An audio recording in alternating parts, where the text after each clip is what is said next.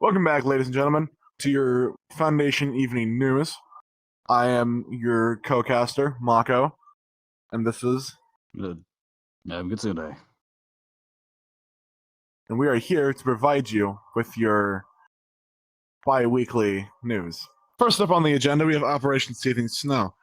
Operation Seething Snow was a collaboration between two different sites, one inhabiting Site 97 and one inhabiting the former Area 12. It's now deemed a different site, but a name we cannot disclose. Operation Seething Snow, what it was, a group of MTF had moved out to the California redwoods following an avalanche. This avalanche had almost buried the entire town that it was at. Now, there were still civilians and there were still former police officers and even a few SWAT units who were still out there, but the place was also being inhabited by types of machines and robots. These robots were hostile to the MTF. They were swiftly taken care of. The civilian population within the area had been mostly, if not fully, secured and rescued.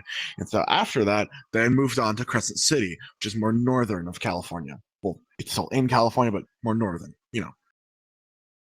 In this area, they had grouped up with GOC units, specifically GOC demolition units, and other MTFs such as New 7, to entirely liberate the entire town and city. It was a brutal battle on the blocks of the streets, but it was one we won. We had blown up and destroyed several of the robots. Isn't that right? I mean, it was just brutal what we did to them. It was brutal. Especially that one. Where was that one? They were holding at the front right there, and they mowed down one of the ones running up. Destroyed. Yeah, it was absolute amazing. It was a major success for the Foundation, and it was clear that this was the first time that the machines had ever been beaten. Machina. Move on, more recently, about, say, 2 weeks ago or 3 weeks ago, had moved over to Area 12 for an on-site operation to see and fully understand how both MTF groups would work together. It was a very successful operation, and I must say, I am very proud of the people who were there. Although there were slight issues. A major viral containment breach had happened. A Code 3 biohazardous breach. The biohazard, from what we know, was contained, although the site is currently still in a bit of disrepair. By now, it should be fixed, and we will get an update on that soon. For more recent news as well, the two sides had collaborated once again for an Operation Dragon Force. They had gone out to the forest of Montana, specifically near Yellowstone, if I remember correctly. Yep. They had gone out there searching for different types of anomalies. They had gone out there as night as well. On that operation, they had met quite a few anomalies and seen quite a few people. Some of the people, especially one of them, was a man, an unnamed soldier, with an EMP device on his back. The MTF had come into close contact with him. Dr. Halzayat Smith had been fried. He'd been taken away, though, and has successfully been repaired. He now still resides at Area 12, working with the other researchers and site guards. We hope nothing but the best for them. On that operation as well, the MTF who were there unfortunately did not make it home. They had been taken out and sent back in with Epsilon 9 Fire Eater and Beta 7 Maz Hatter gear. We assumed it was going to be a successful operation in which they could go in and successfully wipe out the anomalies, but the fire had gotten too strong. All MTF were considered KIA, and the Foundation had pulled out of the area. As doing that, though, we have had quite a few reports, and especially we've seen a few body cams that show Global Coalition coming in on their own helicopter, dropping off in front of the MTF, and telling them they've been deemed as instances of the anomalies. All MTF are presumed dead. We do not know the current whereabouts of these GOC members. We're actively searching for them. What do you think about that? GOC members just come in, kill an entire squad? I mean, I watched that body cam footage. That was...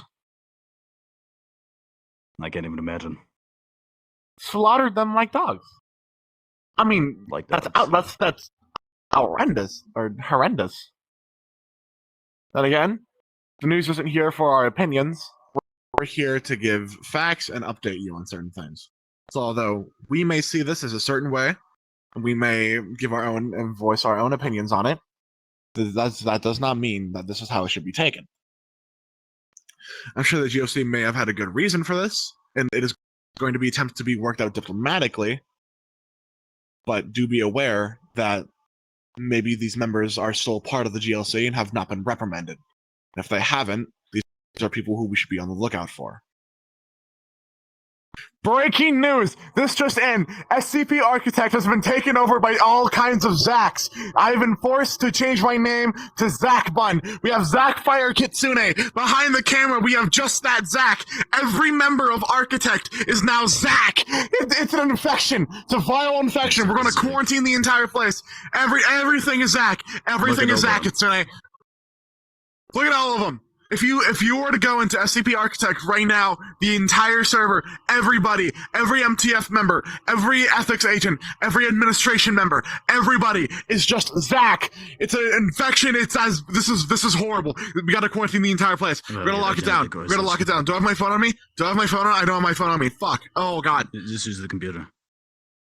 We're gonna lock down the entire thing. Holy shit. This is horrible. This is horrendous. Please steer clear of Architect. Steer clear of Architect for the time being until we can get the Zack crisis under control. This is a pandemic. Oh god, it's getting worse. Oh my god.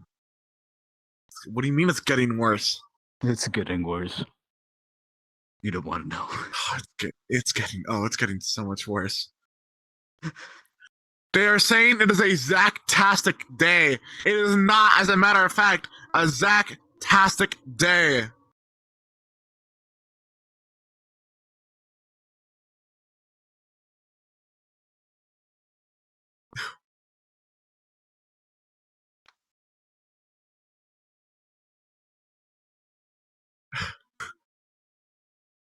I'm so confused. I'm watching this in horror. We're watching it in real time right now. I have my god.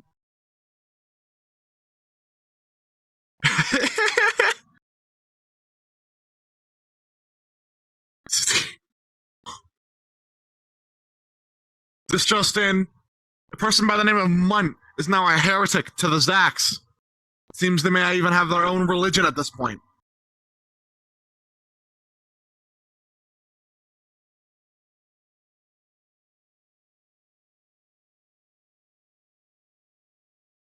Here at 24 News, we are dedicated to keeping you up to date with all of our most recent information. Yes. Please, stand by. As the pandemic of the Zacks rages on, I will talk about a few other things involving Architect then. Just last night, we had gotten news that a group of 4 men had reached to a Foundation lunar outpost. As they went out, they were instructed on this outpost to go out into space and to find some maintenance tunnels and investigate one of our lunar sites. The lunar site had not been heard from in a while, and it had been clear that something bad had happened. As the soldiers went in, they had found a few infected people and once again, Technica. Technica did attempt to foil the entire operation.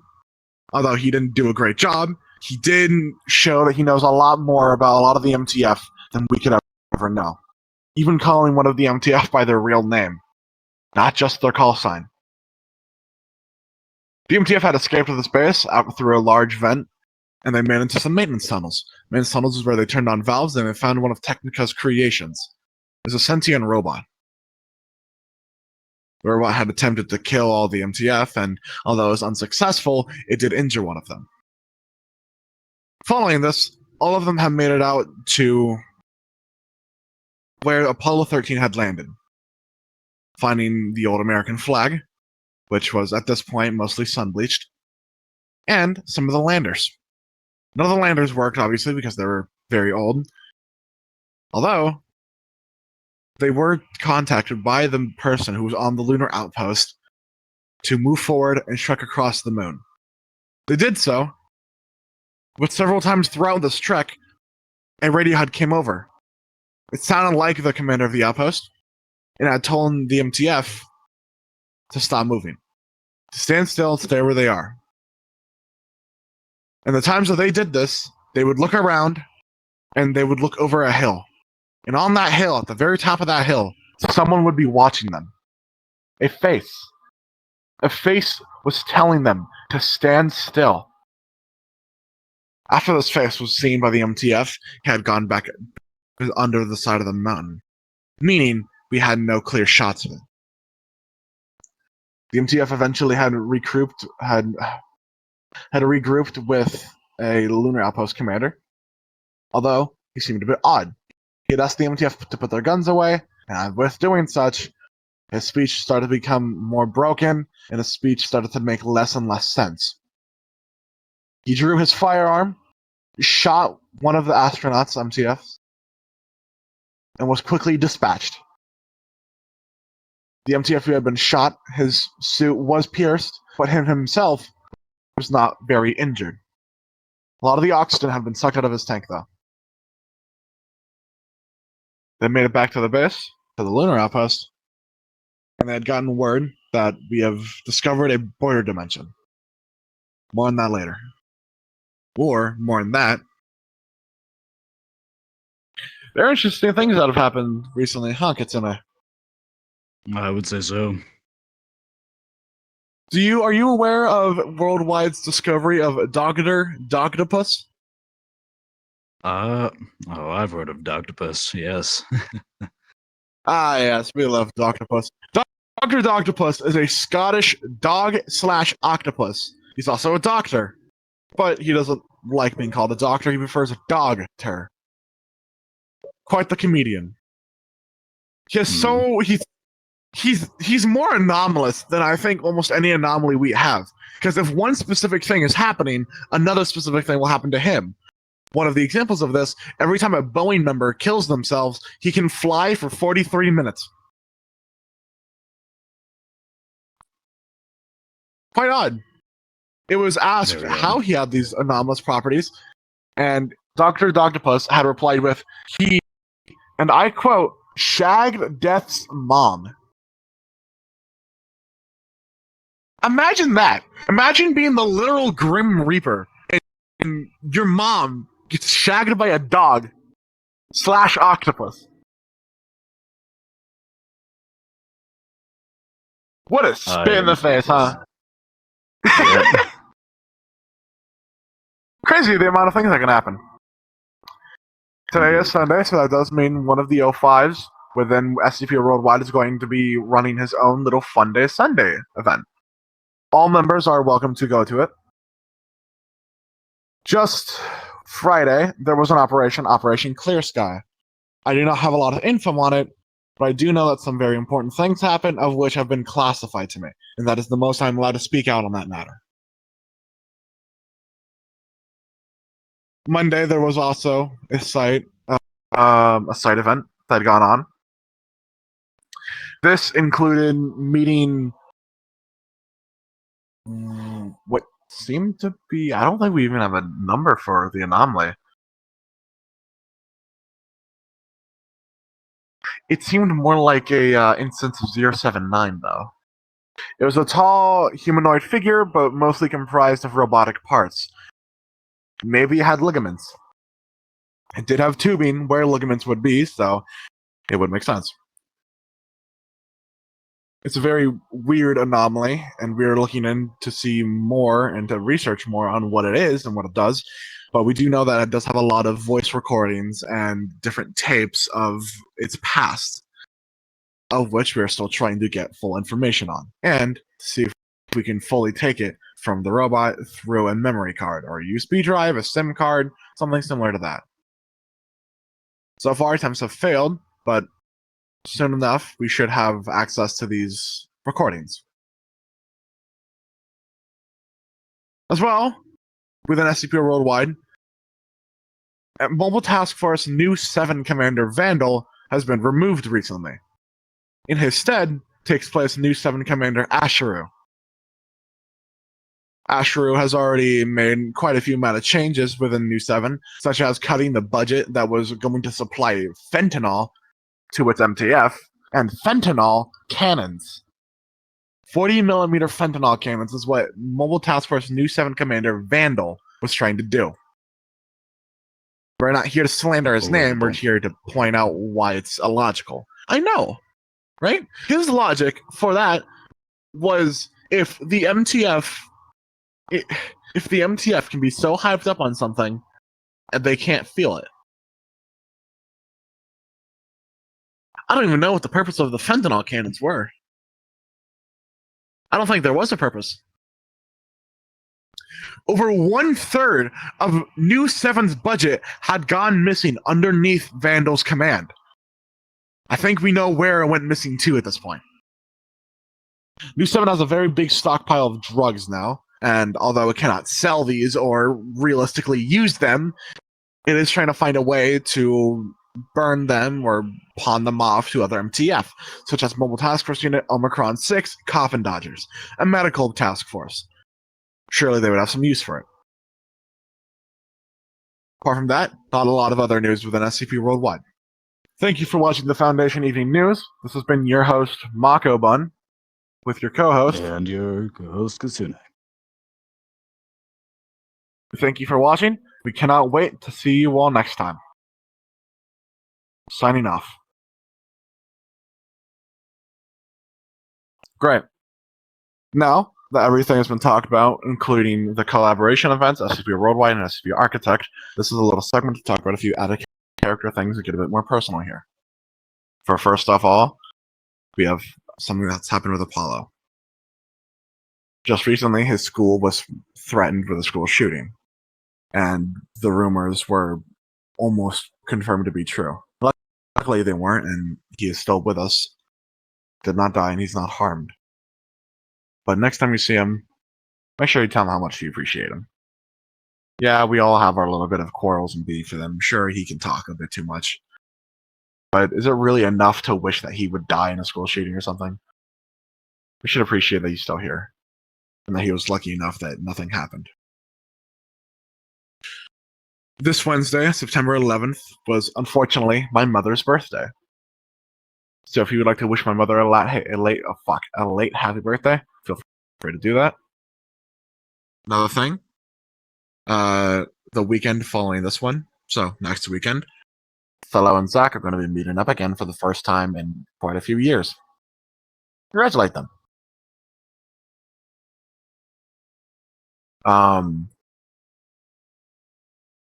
Worldwide and Architect is working on doing another collaboration event. Unfortunately, the original Titan event didn't happen due to conflicting issues and some other various stuff that I would like to not get into much about. But this event should happen sometime next week. Probably not next weekend, as you know, I just mentioned, but sometime this week or next week, most likely. For a little bit of a personal update, unfortunately, I think I may have lost one of my closer friends, which Kitsune and Guy back there both know. Philo and Grayson have given their opinions on it, and although I would like to keep him as a friend, unfortunately, it's an issue. One of the members of Architect, one of the older members who's been around since SCP NOLA, is starting his own SCP group, and of which he's not collaborated with worldwide, but Architect has offered a partnership with him to help him get things situated, to help him get people, and to help teach him on how he should do things. So we hope nothing for the best for him, and expect to see something like that here soon. Philo, if you would like to come on stage and say anything? No? Okay. Kitsune, do you have any matters that you would like to talk about? I have nothing. We thank you all for choosing either one of our servers, whether you could be in both, you could be in just Worldwide, or you could just be an Architect. I am very appreciative of all of you. I really hope that does not go unnoticed. has been your host, Maka1. And it goes Kitsune. And we thank you for watching the news. Signing off.